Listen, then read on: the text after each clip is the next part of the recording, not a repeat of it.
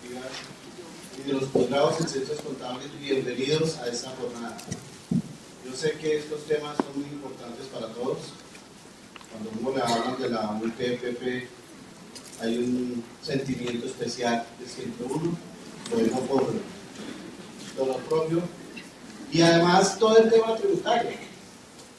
Creo que vamos a tener hoy la oportunidad de perderle un poquito el susto a estos temas, de entender por qué existe y también entender por qué a veces de la culpa es uno peca a veces por inocente. No todas las veces, pero a veces se peca uno por inocente. Entonces van a tener esa oportunidad, vamos a tener personas expertas en cada uno de los temas, en los cuales ustedes van a tener la ocasión y la oportunidad de poder preguntar. Hoy nos va a acompañar en la primera parte, en horas de la mañana, el doctor Andrés J. Acero Garzón. Él les explicará qué quiere decir la J. Contador público, especialista en revisoría fiscal de la Universidad Militar, se ha desempeñado en su campo profesional como auditor externo, como revisor fiscal. Actualmente, dentro de la unidad de pensiones y parafiscales, es el coordinador, trabaja en la coordinación de fiscalización. No se preocupen, sus datos están anónimos, nosotros no le vamos a y todo el tema, lidera todo el tema de capacitación. Con él vamos a comprender muy bien esa tarea misional que tiene la unidad y además cómo no entrar ahí en riesgo cuando no hacemos las cosas de manera adecuada. En la segunda parte de la tarea del día de hoy, vamos a tener a la doctora Lucero Telles del otro ente que a veces nos asusta mucho, que es la DIAN. Siempre he dicho que los contadores que están acá nunca los asustan con el coco, sino los asustan con la DIAN, ese vacío que siente uno en el estómago cuando le dicen la UPFP o la DIAN, que es peor que cuando uno deja el celular en la casa, ¿han sentido eso? El sin clave, ¿no? Ese vacío que siente uno ahí. Pues vamos a tener la oportunidad de tener a la doctora Telles también con todos los temas de actualidad en el tema tributario. Como ven, son dos temas muy importantes. Hoy estamos aquí reunidos y tenemos la oportunidad de tener estos funcionarios de primera clase, gracias a la labor de la profesora y de la doctora Claudia Patricia Mateus, la directora de los posgrados de Ciencias Contables, que es la responsable de todo el evento, de toda la organización. A ella debemos agradecerle todas sus gestiones, el hecho de que nosotros podamos disfrutar de este evento. Entonces, sin más preámbulos, doctora Andrés, bienvenidos a la Universidad Javeriana. Todo el auditorio es suyo. Para efectos académicos, tranquilos.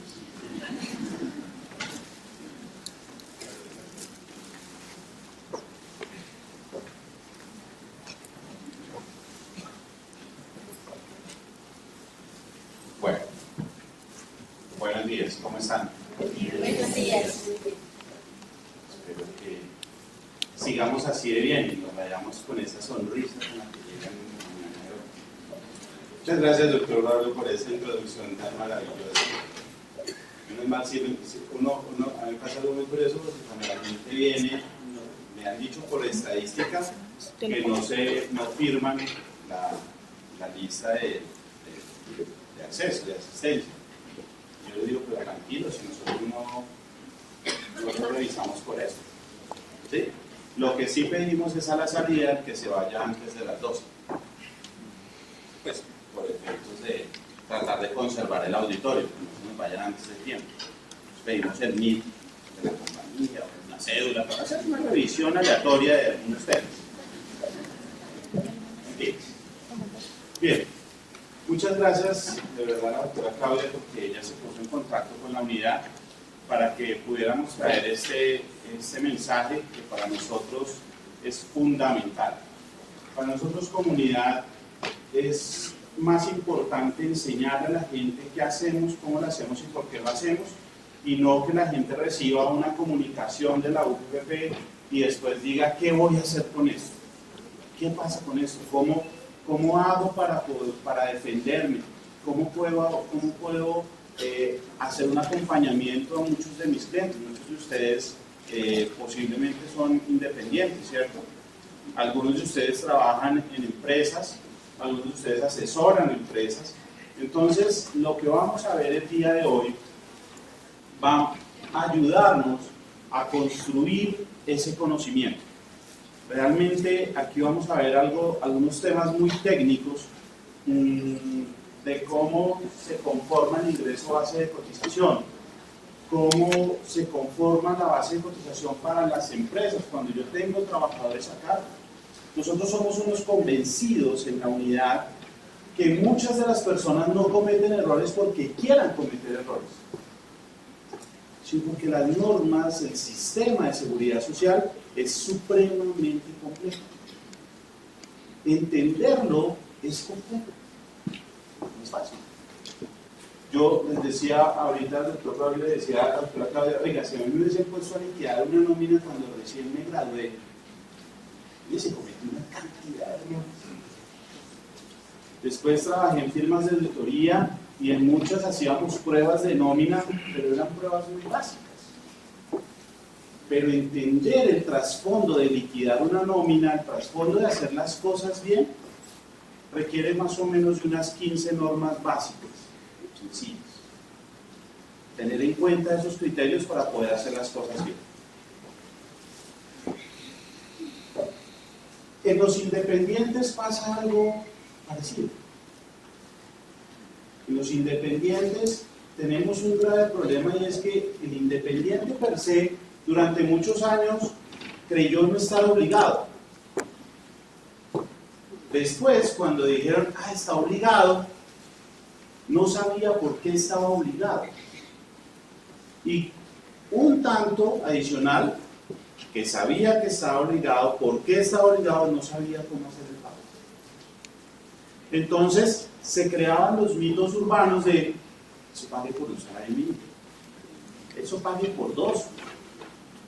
De hecho, cuando apareció la UGBP, empezó el mito de eso es lo que les interesa es plata.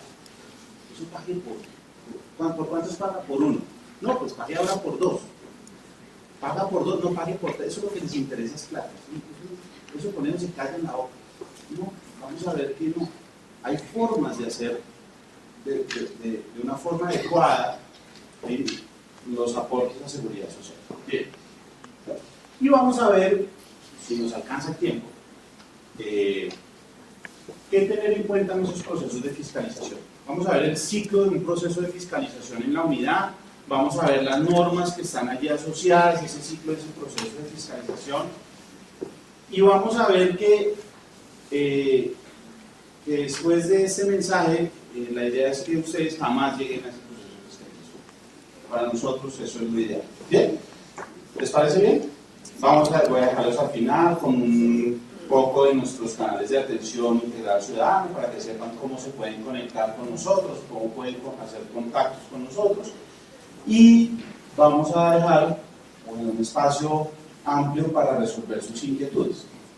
Yo muchas veces trato de que terminando, cerrando cada uno de los temas, resolver unas 5 preguntas como para que uno le quede claro y dejemos chuleado ese tema y podamos seguir a los siguientes. Pero vamos a ver cómo se nos da la jornada.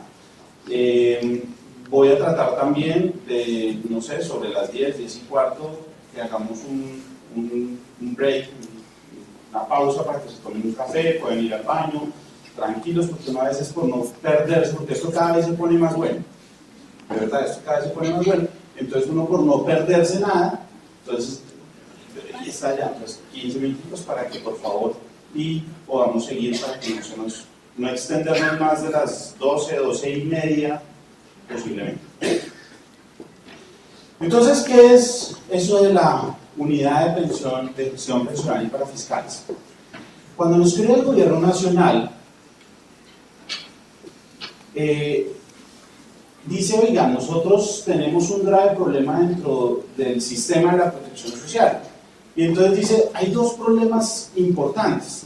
Uno, el relacionado con las pensiones del régimen de prima media de entidades públicas, ¿cierto? Ustedes tal vez muchos recuerdan Cajanal, IDEMA, Puertos de Colombia, Ferrocarriles Nacionales, Inderena, todas estas entidades que alguna vez existieron y que después se fueron liquidando, que eran entidades del gobierno. Entonces nos dice, oiga, tenemos un problema porque cada entidad solamente subsistía por el reconocimiento de las pensiones del régimen de prima media de esas personas. Y el gobierno nacional dice, oiga, esto es muy costoso, tenemos que crear una sola entidad que haga eso. Y por eso crea en parte la unidad. Y dice, oye, ¿qué más puede hacer esa unidad? ¿Dónde más tenemos problemas en el sistema de la protección social? Y dice, tenemos un problema serio en seguridad social, en los aportes al sistema de la protección social. Porque cada administradora o cada entidad, cada grupo de entidades mira por su parte lo que quiere mirar. No sé si ustedes alguna vez tuvieron la oportunidad de tener en su empresa a una EPS vigilándolos o requiriéndolos, a un fondo de pensiones, a una caja de compensación, a las diferentes administradoras del sistema. Y eso pasaba porque cada quien miraba por su lado lo que creía. Entonces ustedes tenían una visita del SENA y una visita del ICBF por el mismo periodo, y el uno decía que esto sí es salario y el otro decía que no. ¿Cierto? Entonces, pues eso es un rollo para las empresas. Entonces el gobierno nacional tiende a decirse, oiga, también que la UPP se encargue de velar por esa función. Y eso lo hace con la ley 1151 del año 2007. Y allí, dentro de esa ley, en el artículo 156, dice, oiga, créese la unidad con estos dos objetivos misionales. Cuando nosotros iniciamos operaciones, que fue en el año 2010 más o menos, actividades realizamos en el año 2010, dijimos qué es lo importante de nuestro objetivo misional de las contribuciones para fiscales. Y entonces definimos que era velar por el adecuado, completo y oportuno pago y aporte de los liquidación y pago de los aportes al sistema de la protección social. Y cuando uno habla del sistema de la protección social, debe entender que ese sistema se compone de 6 subsistemas: salud, pensión, riesgos, cajas de compensación, SENA e ICBF. ¿Cierto?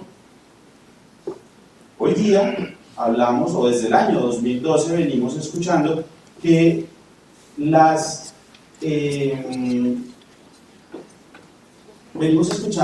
empresas, un grupo grande de empresas en Colombia, se puede acoger a unos beneficios derivados de una contribución, un impuesto, que fue el impuesto para la equidad.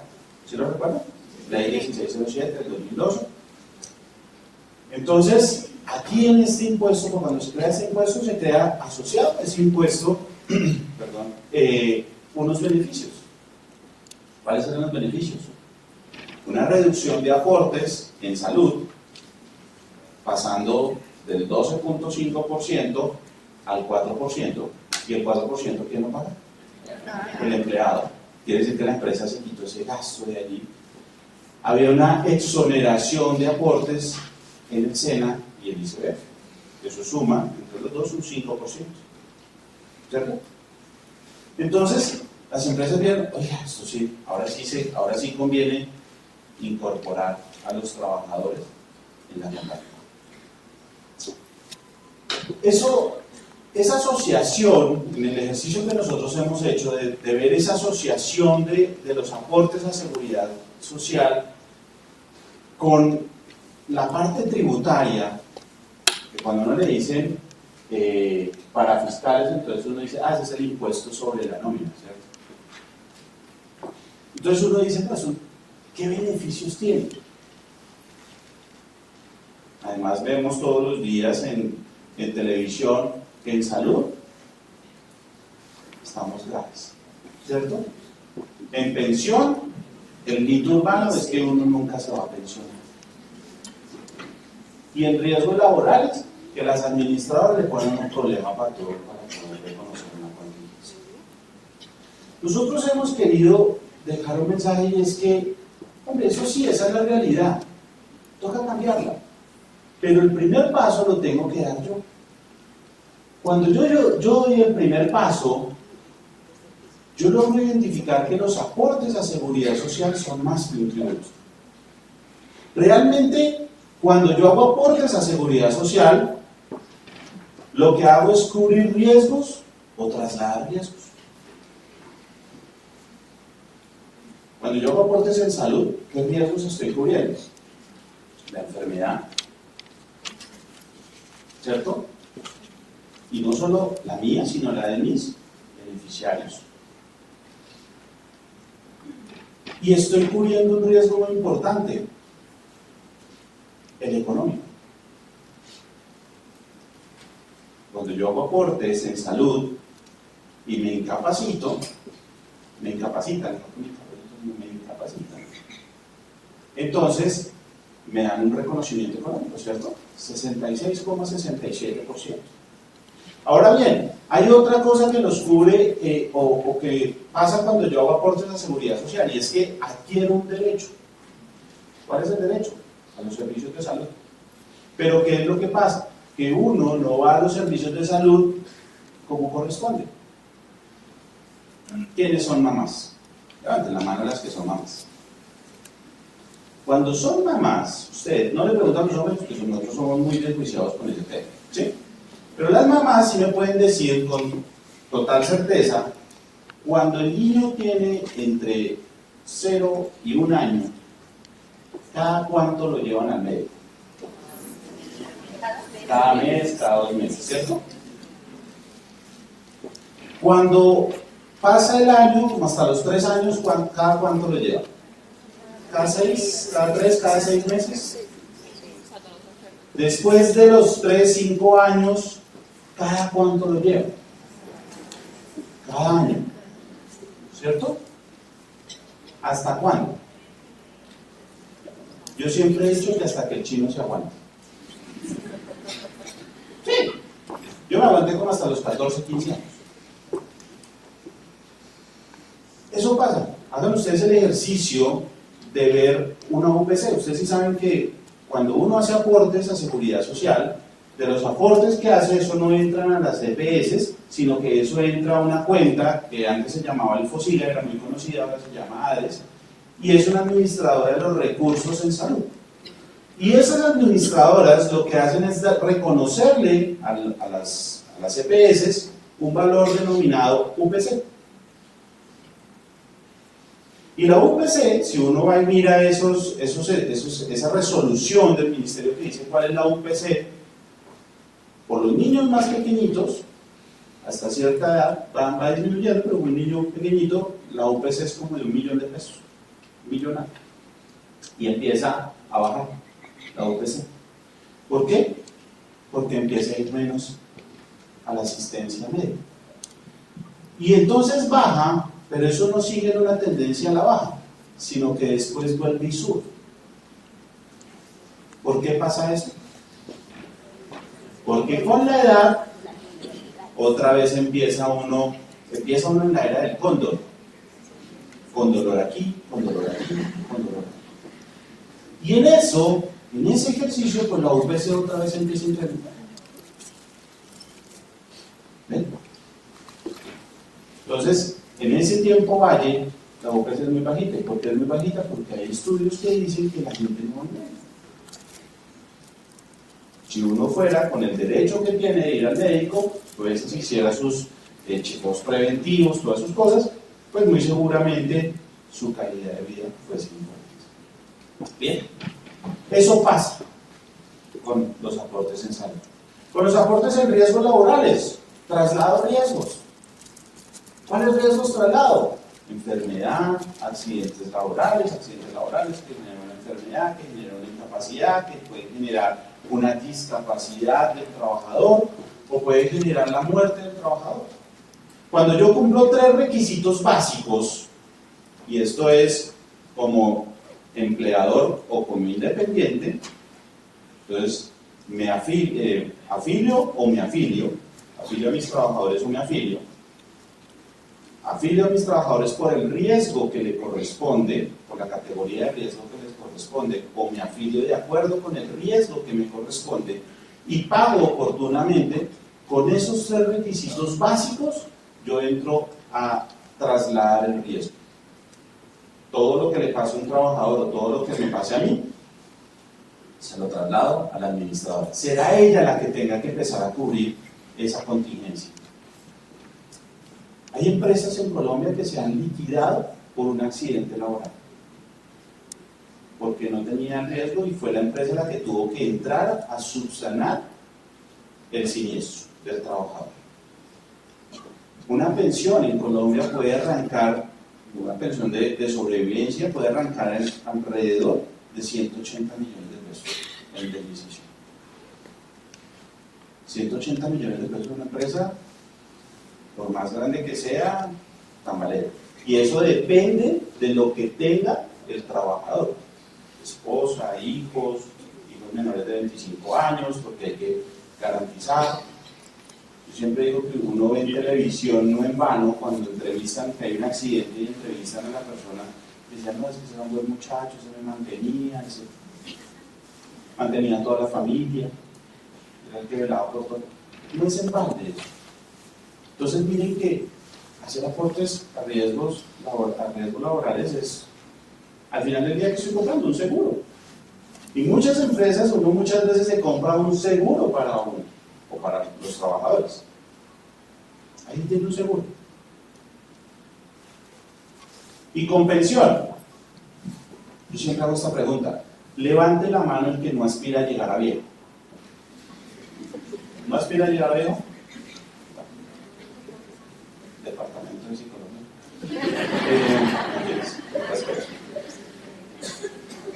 A excepción del Señor, todos aspiramos a llegar a viejo, ¿cierto?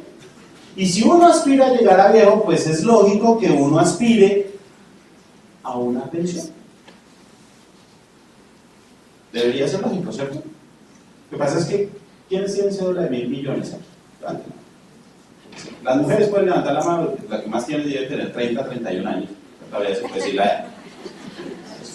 Si uno le pregunta a las personas de cédula de 1.000 millones, esas personas de cédula de 1.000 millones, muchas veces dicen, uno les pregunta, ¿piensa pensionarse?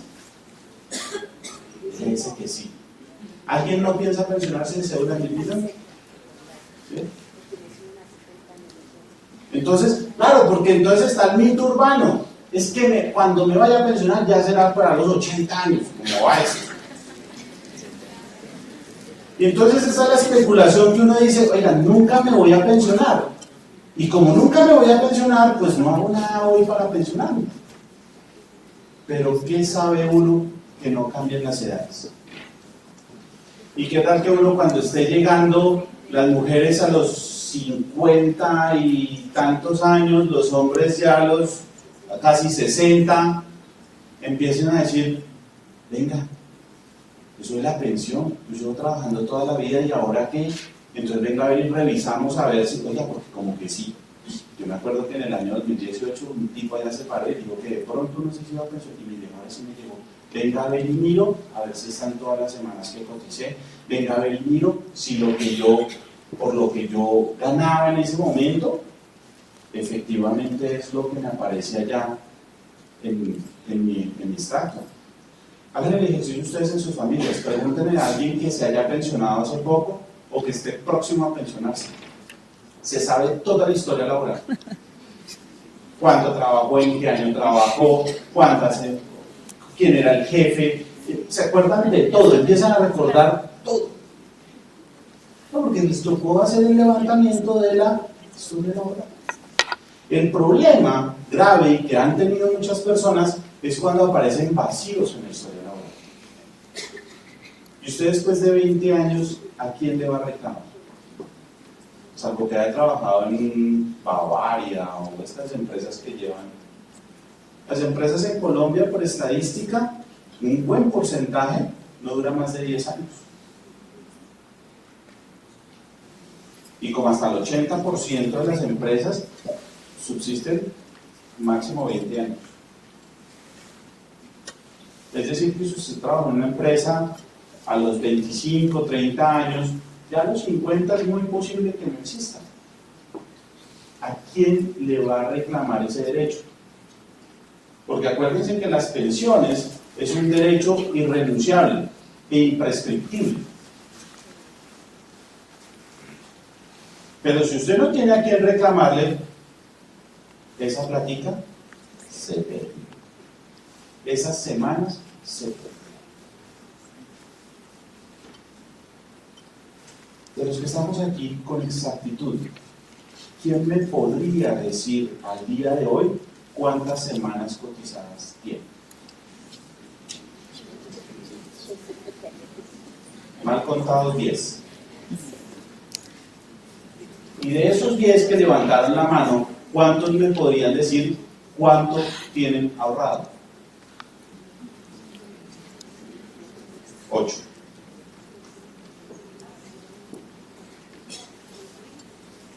Les cuento, el extracto llega cada 4 meses. Si no les llega, actualicen sus datos. Es importante que lo revisen. Mire, para nosotros, el mensaje que les queremos dejar con esto es que la pensión, ese extracto de pensiones, debe ser tan minuciosamente llevado, conciliado, como el extracto del banco. Y así somos contadores, sabemos de conciliación. Yo en mi extracto tengo 3 partidas conciliatorias. Abonos que me hizo alguien de otra empresa donde nunca he trabajado y están acreditadas esas semanas a mi cuenta. A alguien, y llevan así como unos 8 años. A alguien en otro lado le da falta. ¿Por qué? Porque alguien cometió el error de digitar mal el número de la cédula, alguien cometió cualquier error que haya sido. Vean, eso tan importante que es. Esa persona muy seguramente el día de mañana va a estar rasgándose las vestiduras porque no encuentra unas semanas que había cotizado. Y otra cosa que a uno le dice, oiga, pero es que yo para qué cotizo si yo ni sé cómo me va a pensionar, porque ese es otro problema. Uno dice, venga, pero ¿qué requisitos necesito? Entonces, en principio, uno tiene que saber que las mujeres necesitan una edad, 57 años, hoy, no sabemos mañana. Y los hombres, una edad, 62 años. ¿Listo? Si estoy en el régimen de prima media, que es con pensiones, entonces me voy a pensionar cuando cumpla otro requisito adicional que es unas semanas cotizadas. Hoy día, 1.300 semanas cotizadas. Si estoy en el régimen de ahorro individual con solidaridad RAIS, ¿sí lo conocen? Todas las demás administradoras, me voy a pensionar con el otro requisito, son 1.150 semanas. Bueno, sí, pero ¿por qué la diferencia? Por cómo me voy a pensionar en uno u otro régimen. Entonces uno dice, oiga, y si ya cumplí las 1.300 semanas, entonces ya me olvido de seguir cotizando en el régimen de prima media. No. La ley dice que uno debe cotizar, pues, cuando uno cumple el requisito de las semanas, uno debe cotizar hasta que cumpla el requisito de la edad, ¿cierto? Entonces, si yo cumplo el requisito de la edad y las semanas, me puedo pensionar. ¿Y cómo me voy a pensionar? Por el promedio de los últimos 10 años cotizados. Y a ese promedio de los últimos 10 años le van a aplicar algo que se llama una tasa de reemplazo. Y esa tasa de reemplazo va a ser el factor que va a decir cuál es el valor que voy a recibir. Supongamos que su promedio fue 10 millones, su tasa de reemplazo con 1.300 semanas, que es lo mínimo, será de alrededor de un 60%. Quiere decir que de 10 millones por el 60%, usted se va a pensionar por una base de 6 millones de pesos. Uy, pero entonces si ve que eso no vale la pena. No, porque usted puede llegar hasta completar un 80% de tasa de reemplazo. Uy, pero eso es imposible. No, no es imposible. Para sus cuentas, 1.300 semanas son más o menos 25 años trabajados. A uno en la casa, por mucho, se la aguantan hasta los 25 años. De hecho, eso es lo máximo que puede uno tener afiliado como beneficiario mío. 25 años. Entonces, más 25 años, 1.300 semanas, será a los 50 años. A las mujeres les quedarán 7 años todavía por seguir cotizando y a los hombres 12 años por seguir cotizando. ¿Se puede alcanzar ese 80%? Claro. Por cada 50 semanas cotizadas se incrementan un tanto por ciento para llegar a ese 80%. Bien. En el régimen de ahorro individual, ¿cómo me voy a pensionar? Por el promedio de lo que tenga ahorrado. Entonces, ¿sí ven por qué es importante saber cuántas semanas tengo cotizadas y cuál es el promedio ahorrado? Y hay algo muy importante, que esto, hoy día, el gobierno nacional expidió un decreto en el cual obligó a las administradoras, tanto del régimen de prima media como el régimen de ahorro individual, a que faltando 10 años, dentro de los 5 años antes de faltarle 10 años para pensionarse, que es el último, faltando 10 años es el último chance que usted tiene para pasarse de un régimen al otro, usted reciba una doble asesoría.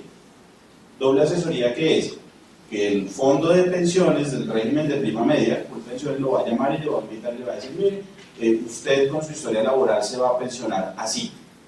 Y el régimen de ahorro individual, le va a decir lo mismo. Usted con su historia laboral se va a pensionar así.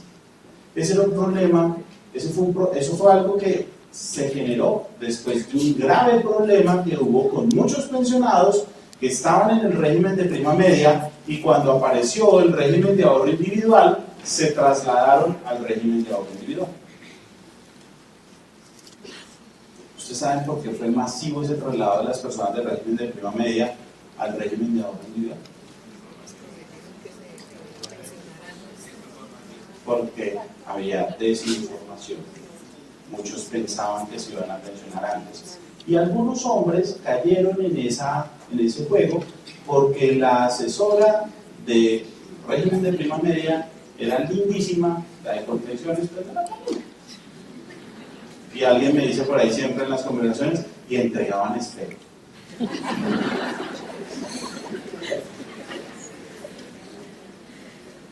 Eso pasó. Esa fue la realidad. Por eso se genera esta obligación de las administradoras. Otro riesgo que yo cubro con la pensión, miren que la pensión funciona no solamente para esa contingencia que es cuando usted llega a la vejez, también por el camino a usted se le convierte en un seguro. Un seguro que es cuando usted tiene una invalidez y usted tiene un derecho a una pensión de invalidez. Y aquí no es solamente porque sea por origen laboral, ¿cierto? Puede ser una enfermedad que le impide a usted continuar trabajando. Y entonces una junta médica lo va a evaluar y le va a decir, oiga, usted va a tener una pensión, vamos a dar la orden para que haga el trámite de la pensión de invalidez y va a ser del 70, del 80, de acuerdo con la discapacidad que usted tenga. ¿Sí? ¿Cómo se activa ese seguro? Con 50 semanas cotizadas dentro de los últimos 3 años. Es decir, de 156 semanas que son 3 años, usted cotiza 50 semanas y ya tiene ese seguro. Es buenísimo. Yo siempre he dicho que es diferente pasar una situación penosa como una incapacidad, una discapacidad o una enfermedad terrible con platita en el bolsillo que sin platita en el bolsillo. Es totalmente distinto. Y el otro riesgo que yo cubro allí es el de la muerte. Yo siempre he dicho que, ya si alguien ha escuchado esta charla, hay cosas que le parecerán rayadas del libreto, pero siempre lo digo. Y es, yo, si algún día llego a faltar, Dios no lo quiera, llego a faltar, aspiro a que mi esposa se acuerde de mí, por lo menos cada mes.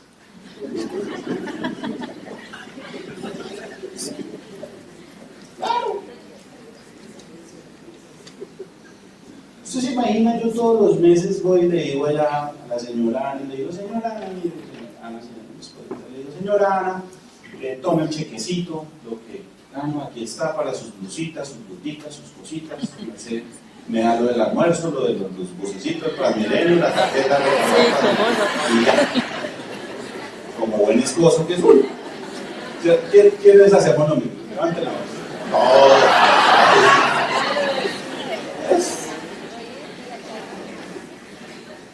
¿Usted se imagina que el día de mañana yo falte y yo le llevaba a ella un chequecito de, supongamos, 10 millones de pesos? Y el día que yo falte, ella recibió un chequecito porque yo era independiente, recibía 10 millones, pero cotizaba por el 40%, que era lo único que me pedía la ley, entonces yo cotizaba por 4. Entonces ella va a recibir una pensión sobre 4. ¿Qué va a decir ese día que reciba la pensión?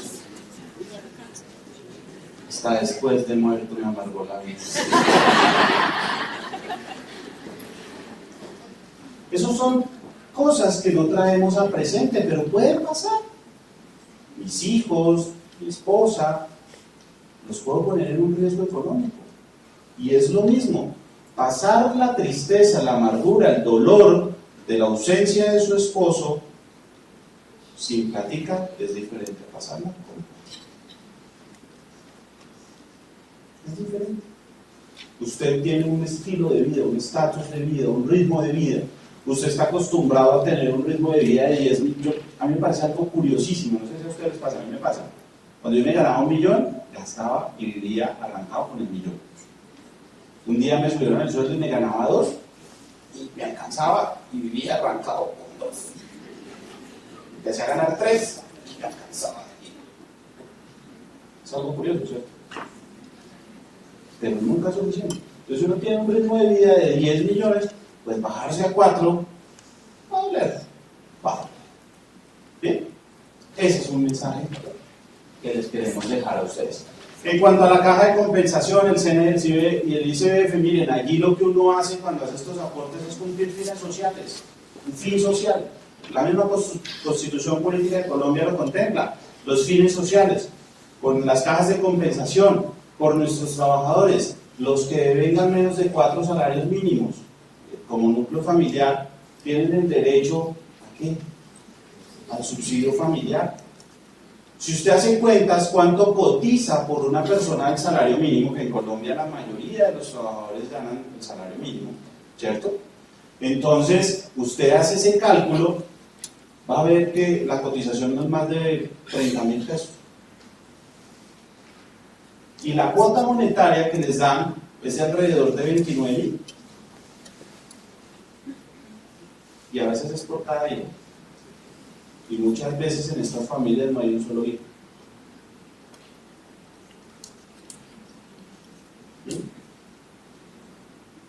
Entonces, veamos que yo, con un aporte chiquitico, le estoy generando a mí un bienestar a mis trabajadores. Recreación, sitios de esparcimiento, las categorizaciones de... O sea, miren todos los beneficios que genera una caja de compensación. Con un aporte chiquitico. 4%. El SENA y el ICBF, bueno, programas de desarrollo, ya muchos lo han sacado de su radar con los beneficios del TED. Eso hace que nuestro objetivo como unidad sea reducir la evasión, o lo que buscamos nosotros es eso, reducir la evasión. Pero reducir la evasión per se, pues es el objetivo de toda administración tributaria, de control y de vigilancia, control, lo que sea. Nuestro objetivo es generar una cultura de pago. Que hacer los aportes a seguridad social sea tan importante como pagar la cuenta del celular. Yo decía ahorita el doctor Pablo, el frío que siente uno cuando le cortan el celular, se le queda. Que esto sea tan importante como esto. En administraciones tributarias de otros países, donde nosotros hicimos nuestro estudio de cuáles eran los estudios de evasión en otros países, por ejemplo en Suecia, hay un programa en el que los padres llevan a los niños a las administraciones tributarias para que aprendan cómo pagar sus impuestos, sus contribuciones. Ellos nos decían, oiga, nosotros estábamos como ustedes hace 35 años. Queremos que en menos tiempo estemos mejor que ellos. ¿Cómo lo estamos haciendo? A través de 3 acciones principalmente. Las acciones persuasivas. Muchos de ustedes habrán recibido acciones persuasivas o conocen a alguien que haya recibido una acción persuasiva. Todos tenemos amigo, familiar, papá, mamá, esposa, esposo, jefe, conocido, lo que sea que ha recibido una acción persuasiva, ¿cierto? Levante la mano que no. ¿Me recuerda Nieto?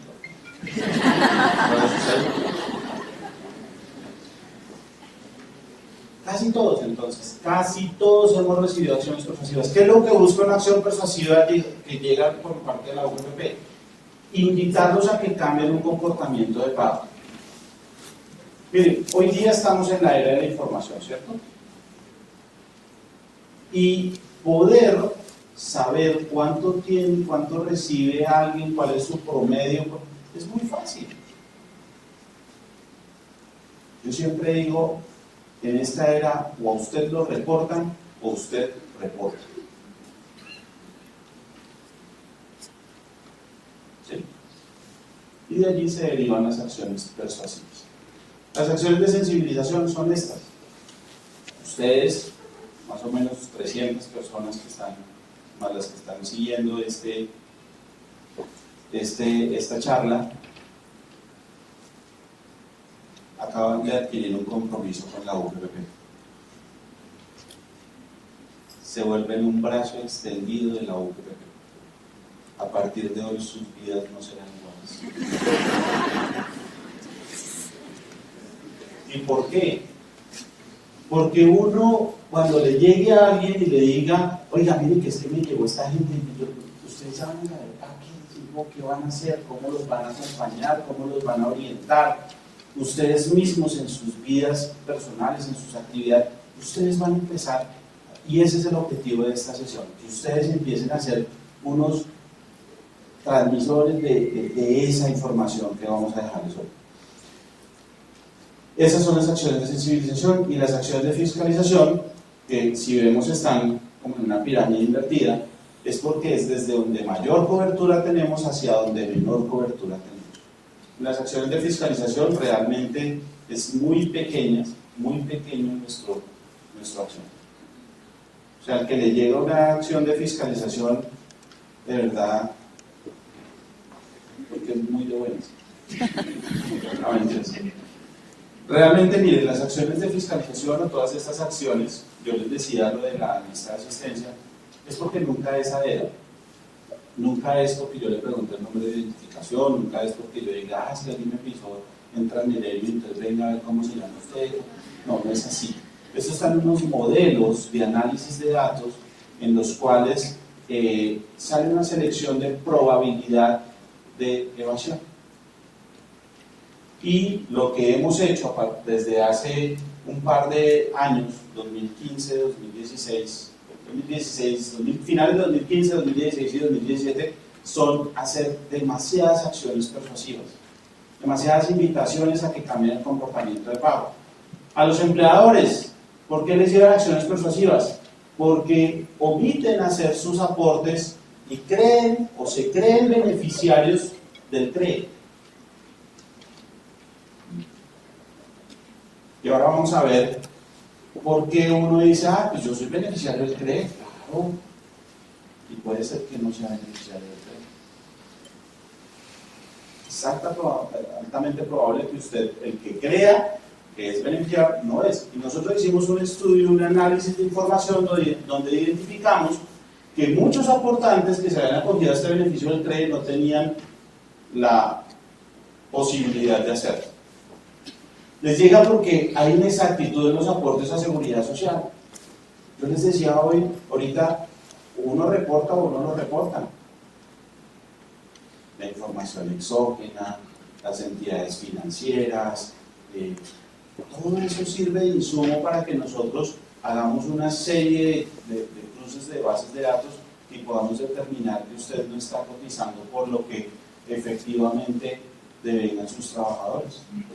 Es muy raro que un trabajador que ha tenido un promedio de pago permanente, de un momento a otro baje ese promedio de pago. ¿Cierto? Es muy poco frecuente. Es normal que usted suba o que persista, pero no que baje. Entonces, eso genera alertas para nosotros. Usar tipos de cotizantes independientes de forma inadecuada. Hemos encontrado muchas veces que se sigue utilizando un tipo de cotizante en pila como aprendiz del SENA en etapa lectiva, pero cuando yo voy y miro la base de datos del SENA, esta persona aparece en etapa productiva. Entonces eso no puede ser, ¿cierto? Porque en etapa lectiva, por un aprendiz del SENA, se paga únicamente a salud. En etapa productiva hay que pagar salud y riesgos laborales. Y muchos continúan con tipo de cotizante aprendiz del SENA y duran 2 años con tipo de cotizante aprendiz del SENA y ya el contrato de aprendizaje se terminó hace 1 año atrás. ¿Qué fue lo que pasó con esa persona? Muy seguramente la incorporaron a la compañía, pero no se hicieron los ajustes en los pagos. Y otro indicador para nosotros para generar acciones persuasivas son los trabajadores que frecuentemente tienen cotizaciones de menos de 30 días. Salvo que usted sea una empresa de servicios temporales, una constructora, que por sus trabajadores, no es normal que usted tenga trabajadores que trabajan menos de 30 días, ¿cierto? Y entonces uno empieza a ver que trabajan un día, los retiran. 2 días cotizan, los retiran. Eso es raro. Ahí hay algo raro. Esto es lo que normalmente utilizan las agremiadoras de postre. ¿Sí las han visto? Las de afíliese por 80.000 pesos. Ahora vamos a hablar de ellas. Estos son para los independientes las acciones persuasivas. Una de las acciones más frecuentes son la omisión. ¿Por qué es un omiso? Porque no está afiliado o vinculado en calidad de cotizante. Muchos aparecen como beneficiarios o algunos, en el peor de los casos, en el régimen subsidiado. Y ellos mismos reportan en sus declaraciones que tuvieron ingresos de 200 millones de pesos al año. Pero aparecen en el régimen subsidiado. Reclaman lo de Familias en Acción. Yo siempre he dicho que ojalá eso lo lleven a la iglesia, como para el mercadito lo lleven a la iglesia, ¿no? Reclaman eso. Con el Departamento Nacional de Planeación hemos desmarcado alrededor de 50.000 personas que están que hace poco salió una noticia, los colados en el régimen subsidiado. 50.000 personas que no tenían por qué estar ahí, tienen capacidad de pago. Y si usted tiene capacidad de pago, no puede estar en el régimen subsidiado. El régimen subsidiado es para el que no tenga capacidad de pago. Porque son inexactos, ya los había dicho, los que cotizan por un salario mínimo teniendo ingresos de 10 salarios mínimos. Cuando uno es empleado y tiene ingresos como independiente, uno a veces dice, no, pues ya soy empleado, yo ya no tengo que cotizar más, pero tiene 5 apartamenticos de 1 millón de pesos cada apartamentico. O tiene diversificación, porque hoy día con tantas cosas, entonces le dicen, le recomiendan diversificar las inversiones y las actividades. Entonces uno tiene un restaurante, tiene una papelería, tiene inversiones en la bolsa, tiene dicta charlas, dicta clases en las universidades. Entonces uno tiene la diversificación del portafolio y es empleado. Y uno dice, no, pero el resto no, porque yo ya como empleado cotizo. Y a todos les lleva la planilla de ser empleado. Entonces allí recibe una comunicación persuasiva que hay que cotizar. Los pensionados. El que es pensionado muchas veces dice, bueno, yo ya me pensioné, ya estoy lejos del bien y del mal. Entonces yo ya no tengo que cotizar más. Pero resulta que en toda su vida, lo mismo, adquirió bienes, o sigue prestando servicios, o muchas veces siguen trabajando. Y entonces uno cree que no, que ya tampoco debe seguir cotizando. Y sí debe seguir cotizando. A todos los subsistemas, no, solo a salud. Por riesgos laborales, dependiendo de la actividad. que realice, pero debe seguir cotizando. ¿Por qué? Porque el sistema de seguridad social tiene una palabra allí que se llama consolidaridad. Y la ley 100 ya en sus primeros artículos dice que uno debe cotizar por la totalidad de los ingresos que percibe. Entonces, uno dice, hombre, hay que cotizar. ¿Por cuánto? Pues por el valor del ingreso adicional que tenga. ¿Sí? ¿A qué es un sistema? Dependiendo de la actividad, solamente a salud. Ya no tendrá la obligación de cotizar. A ver, ¿se puede hacer esa pregunta? Que se nos sale del esquema, pero es que está allá. En el tema del pensionario, yo pregunté que le estoy viendo la nefasta noticia que me espera, que es el 12% que me van a quitar de mi estado pensional. Hay una al resto de toda mi vida laboral, pagué 4. Lo que voy a pagar ahorita de pensionado, 60, 40%, nunca lo pagué en mi vida laboral porque sueldo mucho más alto, sacar el 4%, 12%, voy a quitar ahorita una pensional que parece más 12%.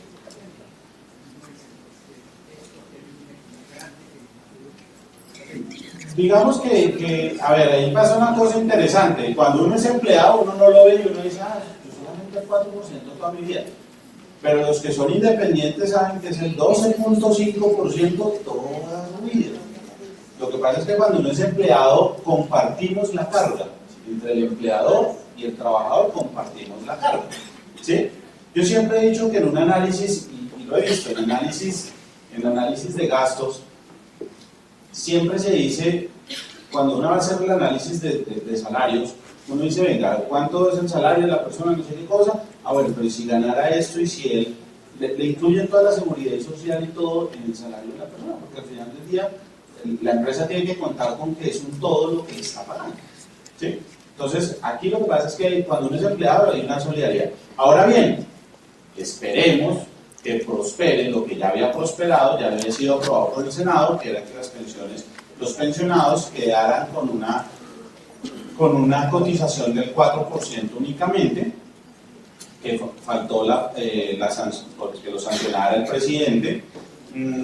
Ya se volvió, y lo tiene el Consejo de Estado, el Consejo de Estado ya lo está estudiando, ha llamado a las diferentes academias, a los diferentes actores del sistema, para que hagan una mesa de trabajo y evalúen el impacto de eso, porque uno de los argumentos de tener esto era el impacto económico sobre el sistema.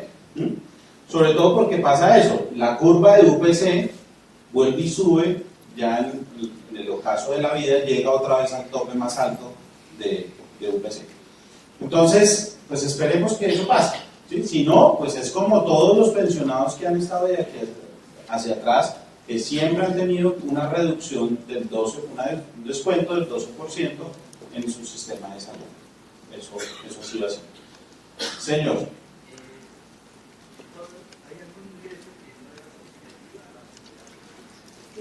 Ahora lo vamos a ver cuando veamos el ingreso de los independientes, los tipos de independientes que hay para hacer cotización. Pero básicamente lo que dice en su naturaleza, la misma ley 100 decía la totalidad de sus ingresos. Nunca eximió cuál era la fuente de la totalidad de los ingresos. Habían muchas interpretaciones al respecto donde decían, no, es que los rentistas de capital no tenían por qué cotizar, es que no sé qué, es que tal, no estaba definido, de tal, pero la ley que contemplar decía, somos un sistema de seguridad social con solidaridad. Si uno mira a una persona del salario mínimo, ¿cuánto cotiza? A salud no cotiza más de 98.000 pesos, 781.000 pesos por el 12.5%, no son más de 100.000 pesos. Si uno mira la UPC, que la UPC promedio está en 200.000 pesos, pues la cotización ni siquiera alcanza para la UPC. Entonces, ¿de dónde sale ese sostenimiento del sistema? De los que más ingresos tienen, de los que más salarios tienen, cotizan más, entra más a la bolsa y empiezan todo. Al igual, la atención, uno dice, oiga, pero ¿para qué cotizo por 25 salarios mínimos si igual me van a prestar el mismo servicio que al que cotiza sobre el salario mínimo? Porque hay igualdad para todos. Pregúntele, mire, es exactamente igual. Y crear, a mí también me pasaba, yo le digo siempre cuando uno se sienta ahí a pensar, esperando que lo atiendan en el triage, yo decía, oye, pero es que será que no viene ya que yo le pregunté a una familiar que es médico, que trabajaba en urgencias, y yo dije, pero ¿por qué no lo atienden aún más rápido, no cotiza más? Entonces me es que el sistema de triage todo fue así organizado para que todos, no importa, lo que miran allá es cuál es su grado de enfermedad. A mí no importa que usted cotiza por 10, que usted cotiza, inclusive algunas veces me decía, no importa ni siquiera cuando uno va a ciertos sitios, no importa que atienden EPS y atienden medicina prepagada, no importa que usted tenga medicina prepagada. Es exactamente lo mismo. Yo siempre pago una Bien, voy a continuar y ahorita dejamos al final más preguntas. ¿Sí? Los pensionados, entonces hay que cotizar. Muchas veces dicen, no tengo la obligación, hay que cotizar. El régimen especial, miren, los regímenes especiales, también se cree que cuando cotizan, hay que ver algunos regímenes especiales, está Ecopetrol, las personas que trabajan en Ecopetrol tienen un régimen especial, el magisterio tiene un régimen especial, pero eso no quiere decir que ellos no puedan tener otros ingresos, ¿cierto? Ellos pueden tener otros ingresos. Lo que pasa es que se cree que no tienen que cotizar. También tienen que cotizar. ¿Cómo cotizan? Hay una metodología especial para que ellos coticen. Por ejemplo, eso va al Fondo de Solidaridad, pues a lo que se llama el FOSIGA. La cotización en salud también va allá con un tipo de cotizante especial. Va allá, en pensión también va un fondo especial. ¿Sí? Entonces, hay que cotizar por los ingresos adicionales que se tengan. Y acá hay un régimen especial muy interesante que genera muchos ajustes, y es el de las fuerzas militares. Las personas, una persona que se retira de las fuerzas militares, ellos no reciben pensión. Ellos reciben una asignación de retiro, la cual es totalmente compatible con una pensión. Quiere decir que si muchas veces ellos ya piden la baja, porque ya cumplieron sus 20, 25 años de servicio, y salen de las fuerzas militares y tienen 40, 45 años, todavía están en capacidad de seguir cotizando para adquirir la pensión de vejez, por el régimen de prima media o por el régimen de ahorro individual, y muchas veces ellos se dedican después a temas de seguridad, asesoramiento, bueno, una cantidad de cosas interesantes. Tienen que cotizar y tienen que afiliarse inclusive a pensión. Bien, entonces por ahí si tienen alguna persona que asesoren de las fuerzas militares o en sus nóminas, alguien de las fuerzas militares diga, no, yo no cotizo a pensión porque yo ya... Hay que cotizar. Y bueno, eso es con el régimen especial. ¿Listo? ¿Claro hasta aquí? Les voy a mostrar algo de cifras. ¿Por qué se motiva la unidad? Miren, nosotros hicimos nuestro primer estudio de evasión en el año 2012, con cifras del año 2012, donde identificamos que de un recaudo esperado de 56 billones de pesos, solamente se recaudaron 40 billones de pesos. Hablábamos de una tasa de evasión de alrededor del 27%. Altísimo. Una tasa de evasión del 27%. Una tasa de evasión que se concentra, aquí en el año 2012, se concentra en los independientes. Por eso es que nuestros esfuerzos están hacia los independientes. No es que dejemos a las empresas olvidadas, en el olvido, porque ellos también necesitan unas acciones persuasivas, una invitación a cambio de comportamiento, pero hay que trabajar mucho sobre los independientes. Hablamos que en el año 2016, que es el último estudio de evasión, estamos actualizando ya las cifras para sacar el del año 2017, estamos hablando de una tasa de evasión del 12%. ¿Cuál es nuestro objetivo? Llegar a una tasa de evasión de menos de una cifra tendiendo a cero. De una cifra tendiendo a cero. Cuando uno llegue a eso, ya uno podrá decir, hay cultura de pago. En los países en donde hay tasas de evasión muy bajas, se está hablando de una tasa de evasión del 2, del 3%, donde se dice que ya hay cultura de pago. ¿Sí? Entonces, en eso estamos trabajando como UPEP. ¿Hasta aquí alguna pregunta adicional? Por aquí y aquí había otra.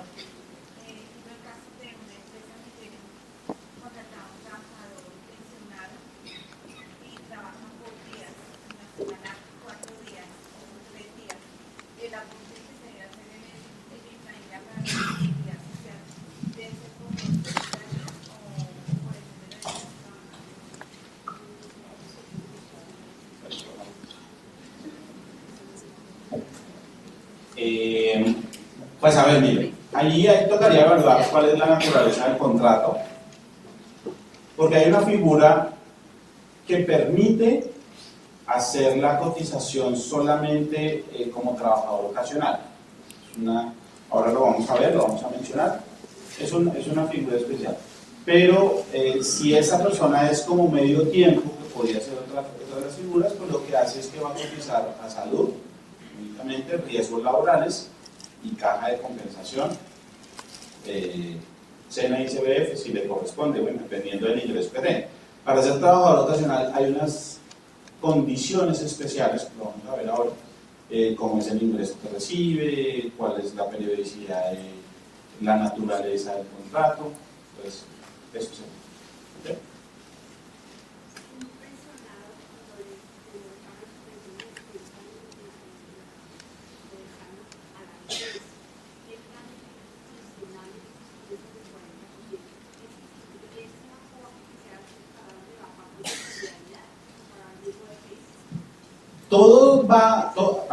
Todos los recursos de la salud van a una cuenta grande que se llamaba antes FOSIGA, o todos la conocemos más como FOSIGA, hoy día se llama ADRES.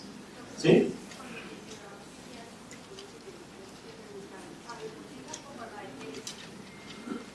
Lo que pasa es que todos los ingresos entran a la EPS. Todos los ingresos, porque yo estoy desafiliado a la EPS. ¿Sí? Entonces, cuando yo cotizo al FOSIGA es cuando yo hago parte de un régimen especial, ¿sí? Entonces ahí entro, pero si yo tengo una EPS, todos los recursos van a esa misma EPS. Correcto.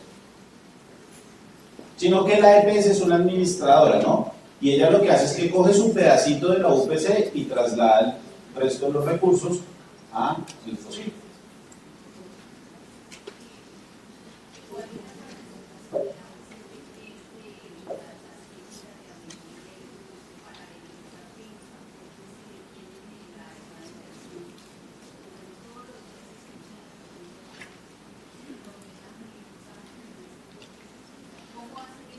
No, ya, mira, nosotros tenemos una función,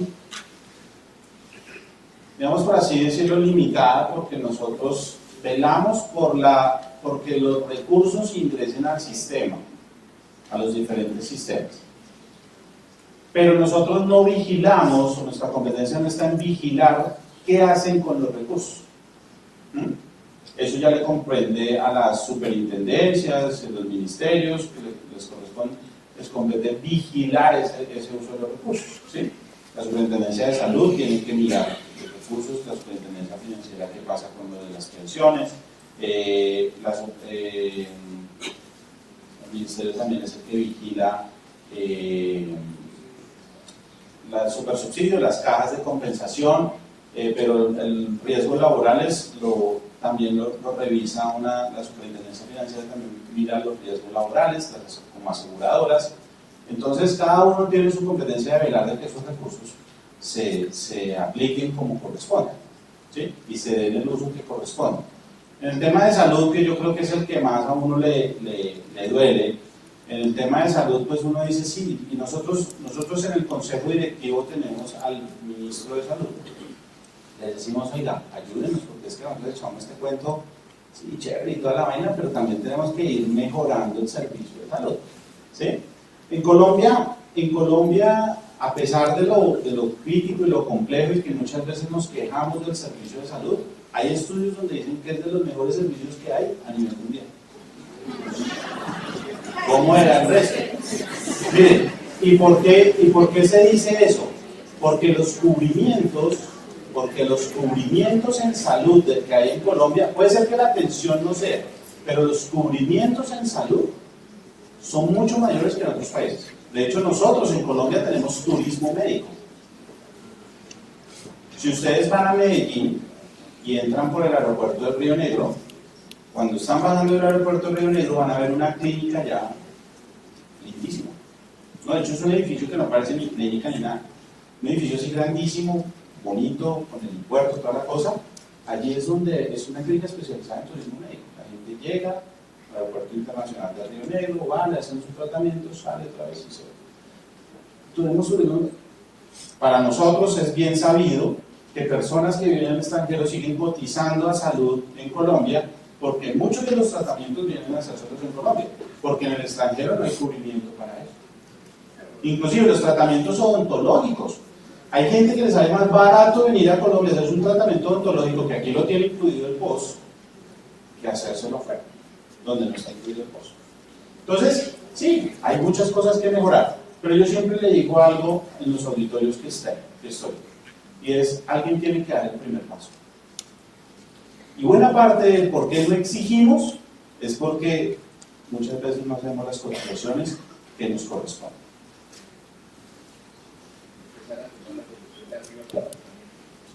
En doble vía hay que hacerlo, sí señor. Así las cosas como las plantea usted, ¿existe algún ingreso de los independientes que no formen parte de la base para cotizar los parafiscales? Y también quiero, siempre me han preguntado, o sea, cuando graban todos los ingresos parte de la ley 100, porque por ejemplo cuando uno recibe dividendos, uno tiene que pagar, es base para pagar los parafiscales. Es que no hay mucha claridad sobre qué ingresos están exentos los parafiscales, y que no sé si en una conferencia más adelante veamos la normatividad, pues para uno analizarla y revisar, porque la verdad hay muchos ingresos que uno dice, pero porque yo tengo que formar parte de la base de parafiscales y no existe la claridad sobre el tema. Para mí es una duda, yo quiero tener claridad si es posible en esta conferencia sobre eso. Vamos a llegar a ello. Ok, gracias. Bueno, dos últimas preguntas para seguir el siguiente tema.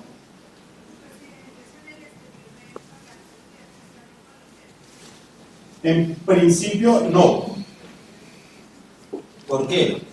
Porque la seguridad social dice que yo estoy obligado. ¿Quiénes están obligados a pagar seguridad social en Colombia?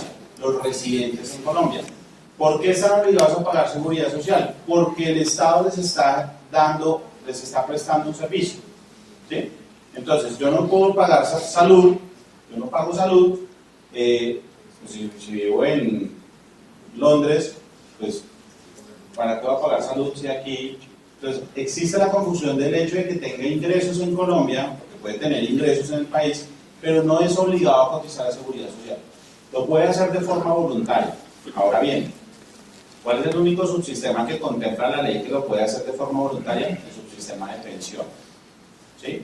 Yo puedo ir aquí cotizando a pensión porque digo, mira, pero mis últimos años de vida yo me voy a ir para Colombia otra vez. Yo ya fui, trabajé en Estados Unidos, cumplí mi sueño americano, no sé qué cosa, conseguí dinero, no sé, pero voy a ir cotizando en Colombia porque el día de mañana me quiero también pensionar. Quiero pensionarme en Estados Unidos y quiero pensionarme en Colombia. Maravilloso. Y voy a pasar mis últimos años de pronto en el país. O pienso volver al país en algún momento de mi vida y quiero tener allá ir cotizando, ir acumulando unas semanas. Entonces lo puedo hacer de forma voluntaria y para esto tanto la administradora en pensión pública, que es por pensiones, como las privadas, tienen unos mecanismos específicos para poder hacer estas cotizaciones. Eso es de forma voluntaria. En salud no se debería hacer aportes porque no le estoy prestando el servicio, pero como les decía, pues bien conocido por nosotros, y hay mucha gente que está en un rollo grandísimo, independientes, porque se autoobligaron a cotizar en Colombia. ¿Y por qué se autoobligaron a cotizar? Porque cotizan salud y pensión. ¿Sí? Entonces, si cotizan salud y pensión, pues usted manifiesta unos ingresos y entonces yo voy y comparo con los ingresos que efectivamente usted tiene y no cruzan. Pero entonces después, cuando usted cotiza salud, ¿por qué lo hace? Porque piensa estar viniendo a recibir unos servicios de salud. Entonces allí se auto-obliga a cotizar al sistema. Y ahí sí tendría que hacerlo sobre los ingresos efectivamente percibidos. ¿Sí?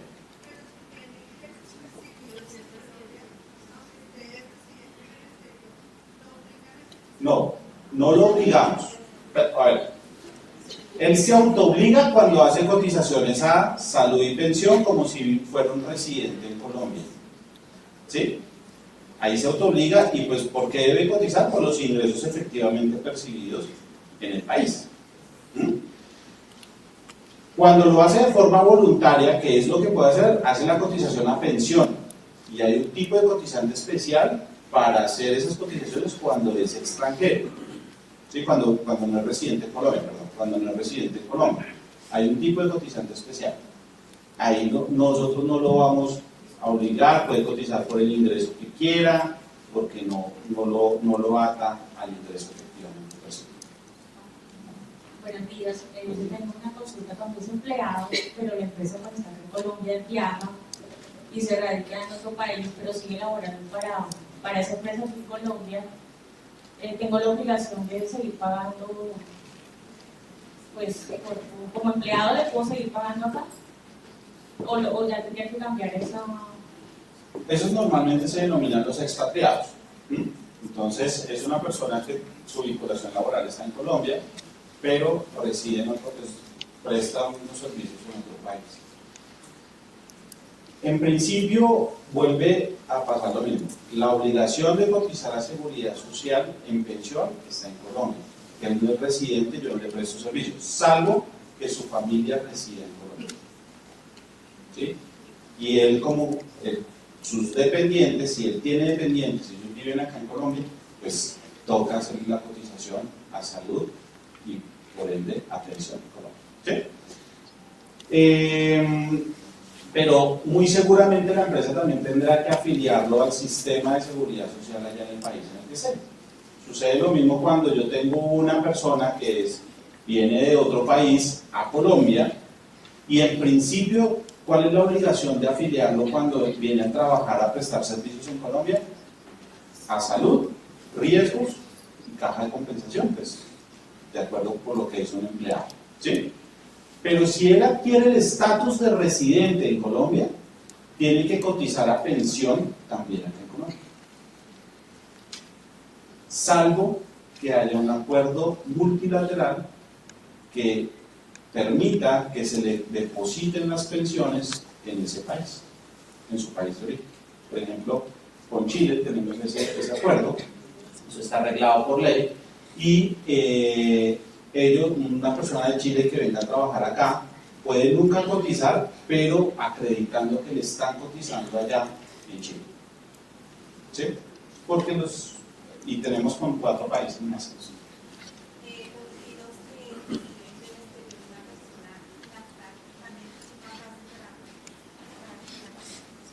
¿Para el ingreso? ¿Los giros de qué fuente? En principio no, porque no se genera una actividad económica, o sea, no está generando una actividad económica. ¿Sí?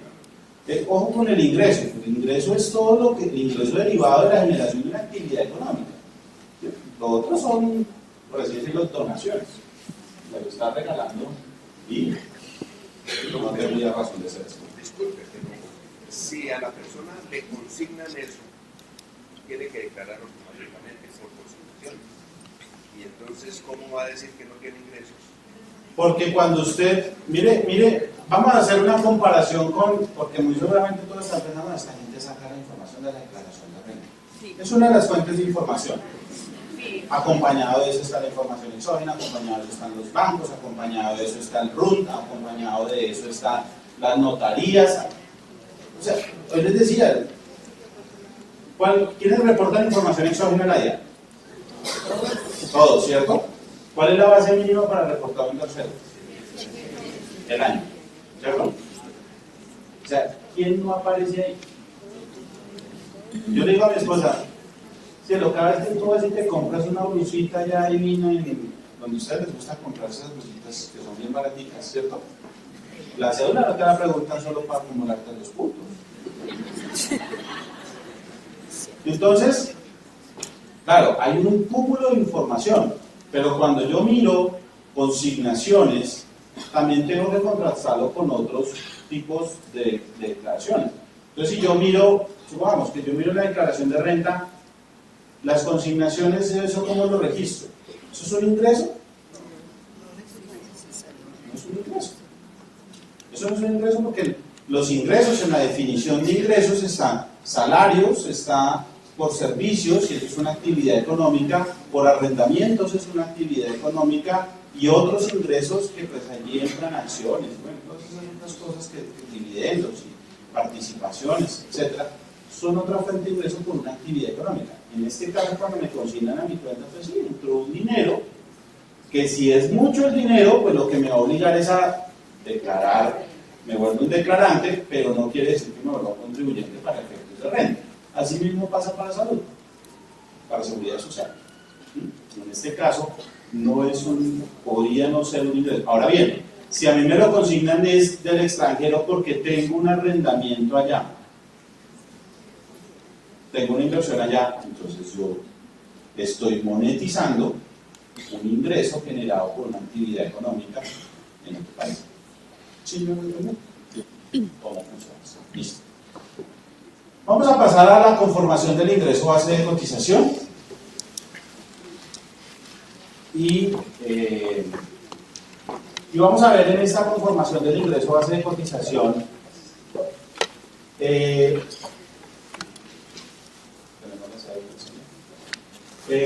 vamos a ver este ingreso de base de cotización, cómo se conforma el IBC a los empleadores, cuando yo soy empleador.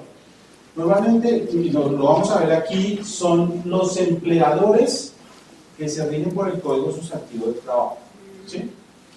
La generalidad es regirse por el Código Sustantivo del Trabajo. Aquí no vamos a ver el IBC de las empresas que pertenecen al sector público. No sé si alguien de aquí sea una empresa que pertenece al sector público. ¿No? Entonces, ¿por qué? Porque en el sector público hay una connotación especial y es que todo está por ley.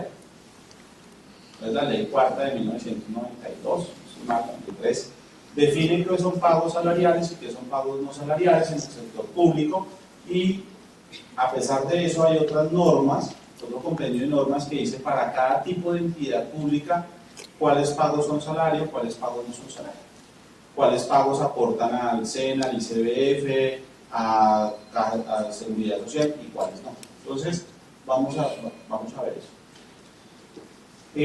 Las cooperativas de trabajo asociado. ¿Hay alguna cooperativa de trabajo asociado acá? Entonces, las cooperativas de trabajo asociado también tienen un régimen especial y ellos no se rigen por estas normas, sino por un régimen de compensación.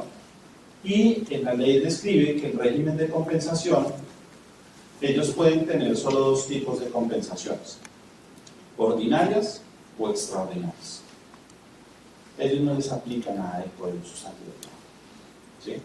Entonces, ahí hay que romper un mito grande, porque las personas a veces creen que entran a una cooperativa de trabajo asociado y por los asociados pueden liquidar la nómina como si fueran empleados, y no es bueno. No obstante, la cooperativa de trabajo asociado puede tener sus empleados, el gerente, la secretaria, el mensajero, no sé, las personas que trabajan en la cooperativa de trabajo asociado. pero todos sus asociados se rigen por un régimen de compensación, donde solo tendrán compensaciones ordinarias y extraordinarias. ¿Listo? Que un auxilio de no sé qué, eso no puede, no existe ya, o solo unas o solo otras. La mayoría nos liquidan y liquidamos bajo esta metodología. Entonces, el IBC, ¿qué es? El ingreso base de cotización. ¿Sí? Lo que vamos a ver ahora es cómo se aprende a construir ese ingreso base de cotización. ¿Qué tenemos que tener en cuenta? ¿Para qué? ¿Y por qué lo hacemos esto de forma transparente? Para que ustedes sepan cómo lo hace la UGPP en sus procesos de fiscalización. ¿Listo? Muchas de las cosas que voy a decir acá no son camisa de fuerza. Ahora bien, si usted tiene una interpretación propia, una interpretación argumentada, que usted diga, yo me paro en esto y esto es así porque yo lo digo, porque yo lo estudié, porque... Perfecto, válido. Esto no está escrito en piedras. Entonces, es un análisis que nosotros hemos hecho, no aleatoriamente, lo hemos hecho basados en jurisprudencia. Si uno mira las normas en seguridad, en materia de liquidación laboral, en materia laboral, hay unas normas que dan para algunas interpretaciones, ¿cierto? Pero esto lo que nos va a permitir es decir, la UGPP piensa así. ¿Listo? Bien. Entonces, cuando hablamos de IBC, tenemos que tener en cuenta que el IBC se compone de tres partes. Los pagos salariales, los pagos no salariales, que exceden el 40% del total de la remuneración, y el cálculo de las novedades del periodo. ¿Qué son los pagos salariales?